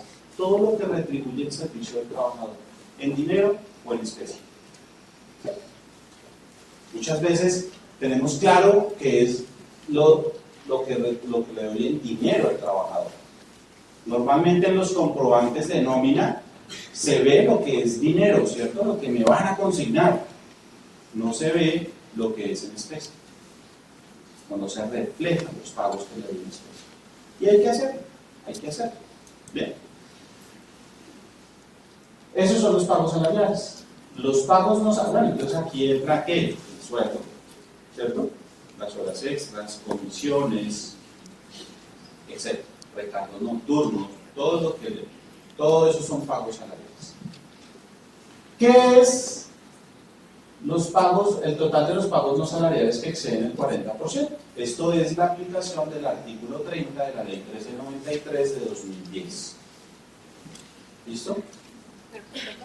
Artículo 30 de la ley 1393 de 2010. Allí primero vamos a ver, y ahora vamos a ver, descomponer qué son pagos no salariales. Y después vamos a ver cómo se aplica ese pago no salarial para este componente del IBC. Y lo último son los cálculos de las novedades. Entonces, ¿qué son pagos no salariales? Pues es lo que no retribuye el servicio del trabajador. En teoría no le genera ningún beneficio, por así decir, como retributivo de su trabajo, de su esfuerzo. Beneficios sí son, ¿sí? Y beneficios sí son. Pero son para el bienestar del trabajador. Yo siempre he dicho que esos pagos no salariales es algo así como filantropía del trabajador. En algunos pagos son filantrópicos. ¿Yo por qué le doy un beneficio o un auxilio a un trabajador? Porque quiero su bienestar. Quiero que se sienta motivado. Ahora hablamos de los salarios emocionales y todas estas cosas. Y las novedades que son apropiaciones o reconocimientos que se le dan al trabajador como consecuencia de unas situaciones que se presentan, unas contingencias que se presentan, como las vacaciones. Vamos a ver ese tema de las vacaciones y lo vamos a desglosar. Eso es un tema súper enredado. Llevo 5 años estudiándolo y creo que ya la tengo. Licencias remuneradas, licencias no remuneradas, ¿sí? Licencias de maternidad, licencias de paternidad, incapacidades, suspensiones, huelgas, todas esas situaciones que se pueden presentar en el día a día de la nómina es el cálculo de las novedades. Y eso tiene una metodología especial para liquidarlas. Si no lo hacemos adecuadamente, nos puede generar dolores de cabeza. De hecho, muchas veces los aportantes ven los ajustes que hace la UGPP que les proponen sus actos administrativos y no entienden de dónde salió eso. Y ahora vamos a ver por qué uno muchas veces no lo entiende. Porque eso está ahí como inmerso, como que hay que hacer una cantidad de cosas para llegar a ese valor. Hay dos conceptos que nosotros siempre aclaramos, y es el total de la remuneración y el devengado. ¿Por qué? Porque a pesar de que son muy parecidos, tienen algunos componentes iguales, similares, funcionan para dos cosas diferentes. La remuneración sirve ese concepto y lo vamos a ver ahora con la aplicación del artículo 30 de la ley 1393. Y definimos que la remuneración no es más que la suma de todos los pagos salariales en dinero o especie y los pagos no salariales en dinero o en especie. Es eso. Ese es el total de la remuneración de un trabajador. ¿Y qué es el total devengado?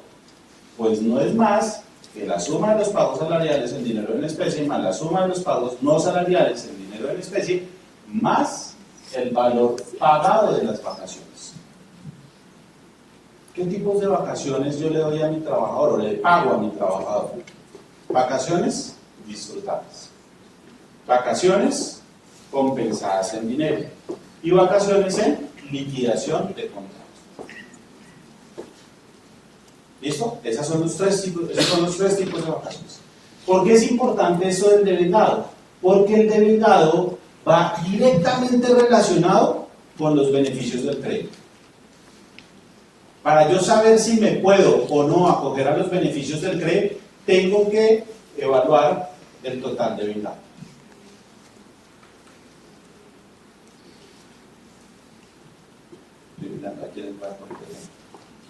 Ustedes cuatro me permiten que nos tomemos. ¿Sí? No va a doler, tranquilo. ¿Recuerdas su nombre? Marcela, Esther, Catherine, Marcelo. Marcela, Marcelo, Esther y Catherine. Listo. Es que para los nombres soy malísimo. Me acuerdo de mi esposa después de 10 años de conocerla. Entonces vamos a suponer que Marcela es jefe de nómina de la compañía, trabajan conmigo en una compañía, y ella es la jefe de nómina, y como jefe de nómina recibe un salario mínimo integral. ¿Cómo se compone un salario mínimo integral? 10 salarios mínimos, como mínimo 10 salarios mínimos, más como mínimo el 30% del factor prestacional. Es el único salario mínimo integral que existe, ¿no? El que uno le paga a la empleada que le colabora por días, eso no existe. Los 50,000 pesos que uno le dice, ahí está su integral, ahí está todo incluido, eso no existe. Mucho cuidado con ese que les puede causar dolores de cabeza. Entonces Marcela gana un salario mínimo integral. Esther, Catherine y Marcelo, ellos cada uno hacen parte de un área estratégica de la compañía y ganan 5 millones de pesos cada uno. ¿Listo? Sus sueldos son 5 millones de pesos. A los tres tomé la decisión de darles una bonificación porque son excelentes trabajadores. Quiero reconocerles ese compromiso con la compañía. Y hoy me levanté con ganas de darles una bonificación de 2 millones de pesos. Cuando yo les doy esa bonificación, Marcelo me dice, oye, gracias Andrés, mire, es que de verdad, usted no sabe cuánto me ayuda eso, porque yo me pienso casar y pues, la verdad, eso me va a hacer mucho ayuda. Entonces a mí me da mucha alegría que mis trabajadores se casen, que formen familia, hogares bonitos, y entonces yo le digo, Marcelo, usted se merece una bonificación de 1,5 millones más. ¿Listo? Porque se va a casar. sacrificados hay que reconocerlos. Bien. Y él dice, de perlas porque voy a construir una casa a las afueras de Bogotá y pues eso me va a ayudar. Y pues, bueno, siempre pues es que mi esposa quiere que vayamos afuera, a las afueras y el traslado, el transporte va a estar como difícil. Bueno, no sé cómo voy a hacer. Uy, ¿en serio? No, vamos a darle un auxilio de rodamiento adicional para que coja Uber, para que lo que sea y pueda llegar temprano y seguir comprometido con la organización de 500.000 pesos todos los meses. ¿Listo? Pagos no salariales por 4 millones de pesos. Catherine me dice, no, pues imagínese, yo la verdad está usted muy generoso y pues a ver si de pronto le va a contar algo, ¿no? Me voy a graduar de una especialización que estoy haciendo en la Javeriana. En serio, ¿no? Maravilloso, yo estudié aquí, maravilloso. Entonces te voy a dar una bonificación de 1 millón de pesos ahí para los ayudas de los derechos de la. ¿Listo? Marcela fue más porque esto es para toda la vida, ¿no? Eso además costó. Bien, listo. Entonces a Marcela, a Catherine le dimos un pago no salarial por 3 millones de pesos. Y esta pues si no me dijo nada. Dejemos así. Entonces, veamos que en el caso de Esther, ella recibe un total de ¿cuánto? 7 millones de pesos, 5 millones salariales y 2 millones de salariales. ¿Esther se excede de 10, pasa los 10 salarios mínimos? No. Quiere decir que por Esther yo me puedo acoger a los beneficios del crédito. ¿Listo? En el caso de Catherine, ella recibe 5 millones más 3, 8 millones. Por Catherine yo me puedo acoger a los beneficios del crédito. No porque superó los 10 salarios, el total de vengados supera los 10 salarios mínimos. Entonces, ¿no? 10 salarios mínimos son 7.810.000, ¿no? Redondeado a los 10 salarios. Y en el caso de Marcelo, ni se diga, 9 millones de pesos para este mes, ya no me puedo acoger a estos beneficios. Una pregunta que normalmente se hace allí, ¿y entonces los perdí para siempre? No, por este mes. El otro mes volverán ellos a sus 5 millones de pesos, salvo Marcelo que va a recibir 5.500 de su auxilio adicional. ¿Listo? En el caso de Marcela recibe un salario mínimo integral. ¿El salario mínimo en qué arranca? 10 salarios mínimos. Quiere decir que no me puedo acoger a los beneficios del crédito. ¿Cuándo? Nunca. ¿Listo?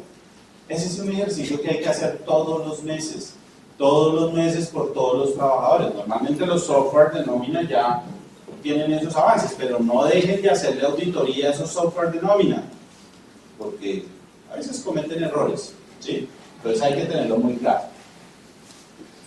Vamos a pasar a los pagos no salariales. ¿Qué son pagos no salariales? Y entonces esto es producto de otra discusión muy fuerte que tuvimos al comienzo con los aportantes, porque los aportantes decían, oiga, nosotros no tenemos ni idea para la UGPP qué son pagos no salariales.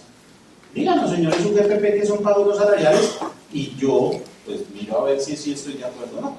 Entonces se emitió un acuerdo, que fue el acuerdo 1035, en el cual hicieron parte diferentes gremios, actores del sistema, y dijimos, bueno, estos son para la UGPP, criterio orientador, los pagos que son no salariales. Entonces, ¿qué no es salarial? Las prestaciones sociales establecidas en los títulos 8º y 9º del Código Sustantivo de Trabajo. Eso es un pago no salarial. ¿Listo? Ese es un pago no salarial. ¿Qué más es no salarial? Lo que recibe el trabajador en dinero o en especie, no para su beneficio ni para enriquecer su patrimonio, sino para desarrollar a cabalidad sus funciones. Entonces, el auxilio de rodamiento, los gastos de representación, que eso es normalmente a quién se les da. Gastos de representación a quién? A los gerentes, a las áreas de ventas, se les dan esos gastos de representación, el auxilio de rodamiento también a veces a los gerentes, por ejemplo, mira, le vamos a dar un auxilio de rodamiento a Marcelo, entonces también eso es un pago, no salario.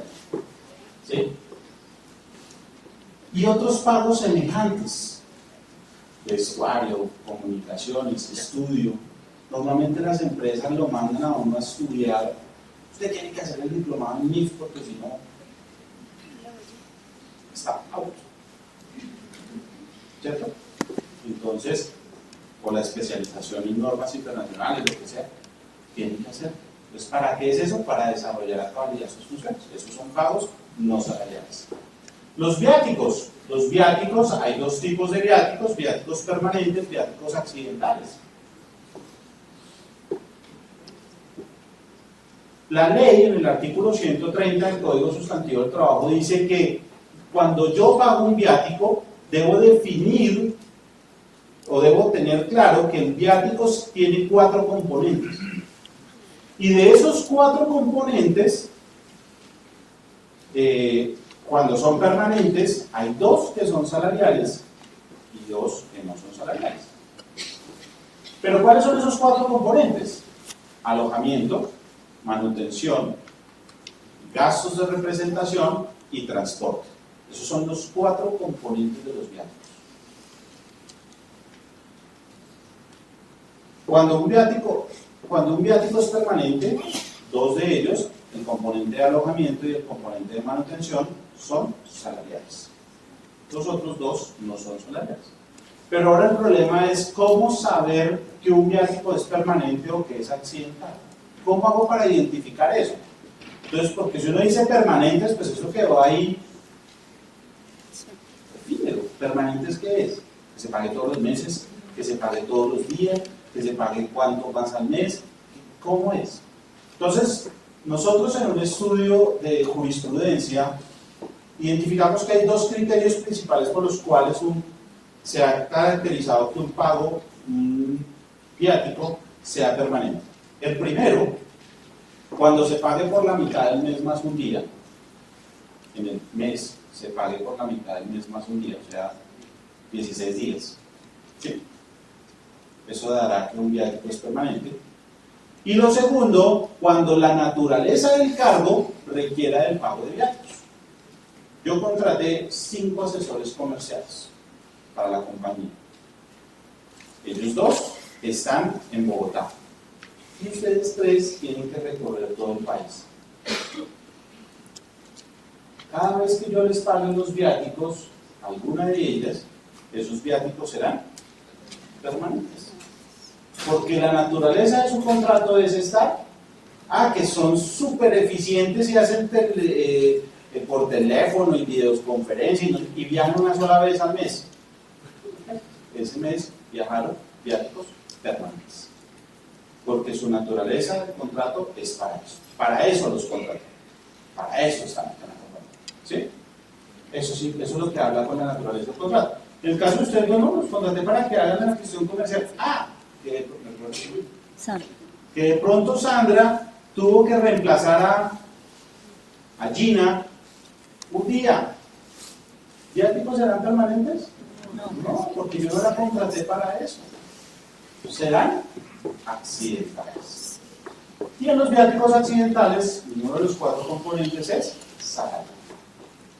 ¿Qué más es pago no salarial? El auxilio legal de transporte es un pago no salarial. ¿Qué más es no salarial? Las sumas que recibe el trabajador de manera ocasional y por mera liberalidad. ¿Qué es la mera liberalidad? La voluntad de una de las partes. ¿Cuál parte? El empleador. ¿Cierto? Yo tengo la voluntad de que me den una comisión que me den una bonificación hace como 5 años de 20 millones de pesos que necesito, pero no me han dado. Es la voluntad del empleador. Entonces, vamos a ver el ejercicio aquí con ellos. ¿Vieron ustedes que yo les doy una bonificación? Ya le doy la palabra. ¿Vieron que les di una bonificación? Yo les pregunté si querían recibir esa bonificación. No. Les voy a dar una bonificación de 2 millones porque son excelentes trabajadores. ¿Les digo una bonificación? ¿Es de mera liberalidad? Sí. Ahora, ¿qué es ocasionalidad? Entonces, cuando uno habla de ocasionalidad, se vuelve a enredar. Ocasional es una vez cada 6 meses, una vez cada 5 años, una vez, un mes sí, 2 no, otro sí, 3 no, otro sí. Eso es ocasional. Entonces nosotros ante esa discusión revisamos y en el acuerdo 1035, en el numeral cuarto de este acuerdo 1035, en la sección 2, describimos que un pago es por mera liberalidad y ocasional, porque debe cumplir los 2 criterios, mera liberalidad y ocasional, cuando esa ocasionalidad, o sea que esa misma naturaleza del pago no se otorgue por más de una vez en el año. Entiéndase año como vigencia fiscal. Bonificación porque son excelentes trabajadores, una vez al año. No más. Bonificación porque se va a casar. Pues se lo va a dar solo una vez al año. ¿Cuántas veces más se va a casar en este año? Los expertos dicen que uno solamente comete una sola vez en la vida, ¿no? Esa osadía una vez en la vida. Porque se va a graduar de una especialización. Una sola vez en el año. ¿Sí? Así lo definió la unidad, que es un pago no posible. Pero vean ustedes, les di varios pagos. Las naturalezas son diferentes. ¿Se los puedo dar? Sí. ¿Naturaleza diferente? Sí. Los auxilios. Estaríamos hablando de... Estamos hablando de bonificaciones, gratificaciones ocasionales. Ya les digo eso. Ya. Sí. A ver, 2 preguntas aquí que los han visto que levantan la mano frecuentemente. En el año anterior se diferenció remuneración y devengo por el tema de vacaciones. Pero veo que en esta está igualando remuneración por devengo. Ah, sí, pues digamos que a ver, hay 2 componentes iguales. En remuneración o devengado hay 2 componentes iguales, salarios y no salariales. Lo único es que para el devengado, pues hay que tener en cuenta las vacaciones. ¿Sí? Las vacaciones. Sí, tienen toda la razón. Esto lo coloco más es como por saber que vamos a trabajar de este concepto, vamos a trabajar los pagos no salariales. Mi pregunta es, ¿qué pasa si yo decido como empleador dar la bonificación? Es una vez al año, pero se la voy a fraccionar y se la voy a pagar en, no sé, 3 meses. Por mi flujo de caja, digamos, digo, no tengo para pagársela toda en un solo mes, y la tengo que pagar en 3 meses. La recomendación de la UGPP es guarde el flujo de caja y páguese la final. ¿Sí? ¿Por qué? Porque nosotros vemos, y esto es importante, porque el IBC se construye mensual. ¿Sí? Yo no construyo el IBC anual. Entonces yo tengo que mirar cada mes. Como mundo independiente cada mes. ¿Listo? Una última. Gracias. Tengo un contrato por 6 meses. Al final de este contrato le doy una bonificación por la liberalidad al empleado, pero justamente por su esfuerzo decido que le voy a hacer otro cierre contrato por 6 meses más. Terminado ese contrato, le doy otra bonificación en el mismo año. De la segunda sigue siendo mera liberalidad por el hecho de que ya en el año sean 2, aunque los contratos inició con los de 6 meses y el otro sí, que la continuidad.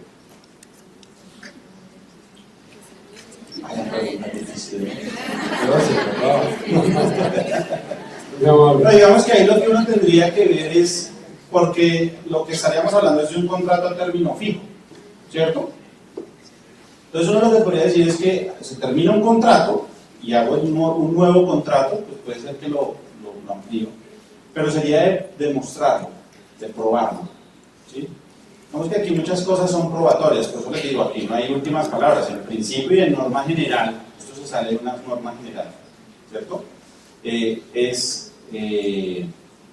es que usted tiene un contrato laboral con la persona y pues esa situación por este año no se va a dar más de 2 veces, ¿sí? O un máximo de 3 veces. Usted puede renovar un contrato de término fijo en un año, máximo 3 veces, ¿no? Entonces, pues no se va a dar más. Pero habrá que comprobarlo, habrá que demostrar. Digamos que por eso les digo, esto no está escrito en piedra, habrá que analizar esas casuísticas muy bien demostradas. Pero entonces, en principio, lo que quiero que les quede claro es que yo le puedo dar diferentes bonificaciones por mera liberalidad y de forma, siempre y cuando sean de forma ocasional. De forma ocasional. Si yo decidí después en 6 meses darles otra bonificación de 2 millones porque son excelentes trabajadores, pues no, qué pena, pero pues para la unidad no es aceptable. ¿Listo? Hay un señor. No salariales, hay un caso de auxilio a la alimentación permanente. Ya vamos para los auxilios, ya vamos para ese caso. ¿Sí? Yo sé que ese de los permanentes a uno, y a mí me encanta llegar acá porque uno dice, venga, sigan, espérenme, yo cierro este pedacito y hacemos todas las preguntas porque de pronto las resuelvo con lo que voy a seguir. ¿Listo? Entonces, resulta que yo les di a ellos 3 unas bonificaciones, van a ser una sola vez al año.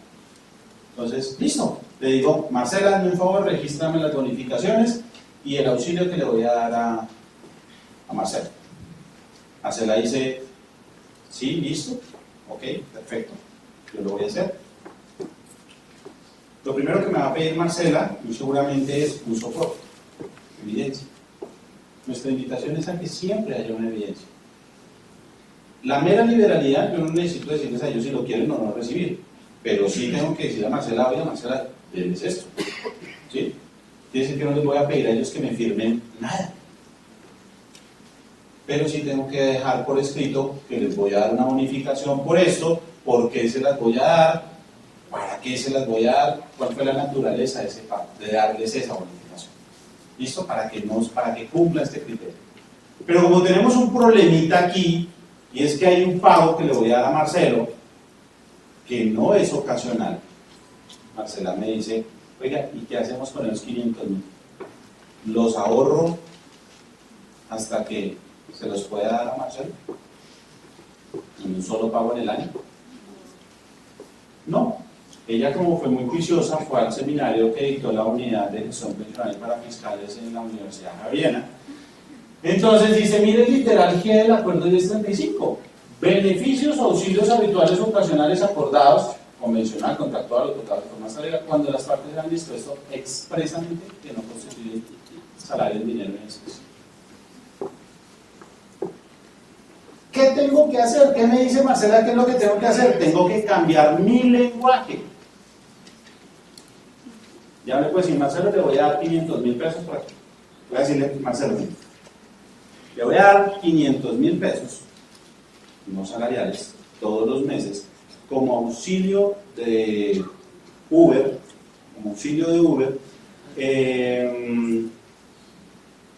por 2 años. Bien. ¿Está de acuerdo? Nos pusimos de acuerdo. ¿Eso que hicimos fue expreso? Sí, claro, porque yo le expliqué que es no salarial, que se lo voy a dar todos los meses, por 2 años, que son 500,000 pesos, fue expreso. Y cuando uno escucha a los profesionales en el derecho, dicen, oiga, los acuerdos pueden ser verbales. Sí, es válido. El problema es que en 2 años, cuando le quite el auxilio a Marcelo, él se ponga de mal genio conmigo y vaya y me demanda.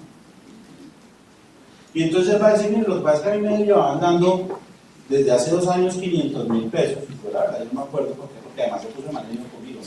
Tiene que haber un sentimiento allí de enojo de por medio para que haga eso. Entonces se puso de mal genio conmigo y entonces fue y me demandó que ese pago de 500,000 pesos era salarial. Y entonces me van a llamar a mí y me van a decir, oiga señora Cerdo, sírvase comparecer a este juzgado y sírvase decir sí, sí, yo no he podido aprender eso, sí es cierto, sí o no. Una pregunta que hacen los jueces. ¿Que usted le da 500.000 pesos al señor Marcelo? Sí, señor, yo le da 500.000 pesos. Y eran unos salariales, porque él se iba a casar y con esto. Muéstreme que eso es cierto, porque el señor dice que no. Marcelo, ¿usted no se acuerda? ¿Dice que no se acuerda? Acá dice que no se acuerda. Entonces, ¿por qué cuando la UGPP les dice, o nosotros les proponemos a los empleadores, hombre, cuando dice la ley que los acuerde y los deje expresamente dispuestos, es que lo deje escrito? Y que deje por qué se lo dio. Mira, hay otro grave error que cometen los empleadores, y es que dejan esa cláusula general que aparece en el contrato de Formas Minerva, que los demás auxilios, bonificaciones que le dé, y eso ahí dicen que ahí está todo. Es un riesgo de doble vía. ¿Sí? Es un riesgo de doble vía. Cuando se dice la ley expresamente, es que diga por qué se lo va a pagar. ¿Cuál es la naturaleza de ese pago? ¿Con qué frecuencia se lo va a pagar? ¿Cómo se lo va a liquidar? ¿Con base a qué? ¿Bien? ¿Claro hasta ahí? Listo. Señor. Por el interno una vez.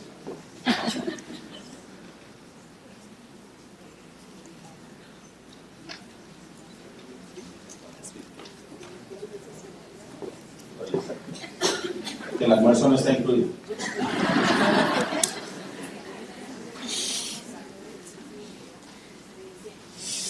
Maravilloso, pero ahorita más adelante no se vayan. Me preguntan de los docentes, y ese es un tema maravilloso para este escenario.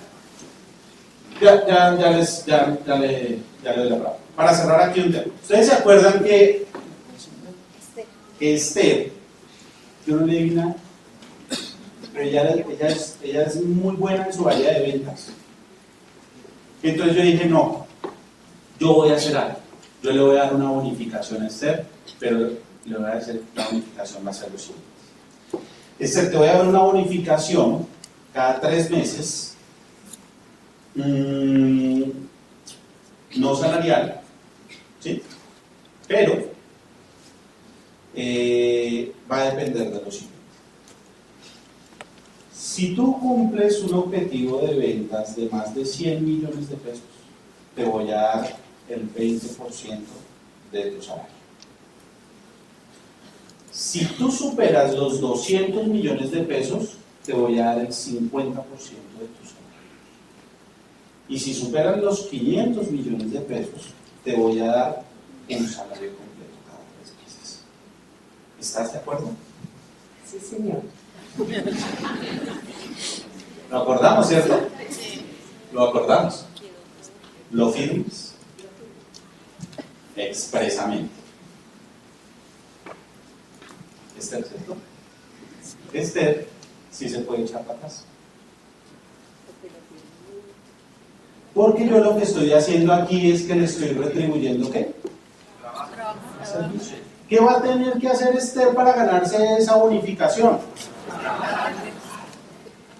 Yo después de esto, de este análisis, entendí por qué a uno de las áreas de cartera de los bancos, faltándole 2 días para llamarlo, lo estaban llamando a decirle que se le iba a vencer a él. Sobre todo un domingo a las 7 de la mañana. Porque este tipo de comisiones se dan con el área de ventas, con el área de cartera, con el área de presupuesto, con el área de compras, donde usted tenga eficiencias y le genere beneficios a la empresa. Todo lo que usted le dé en contraprestación del servicio al trabajador, ¿qué es?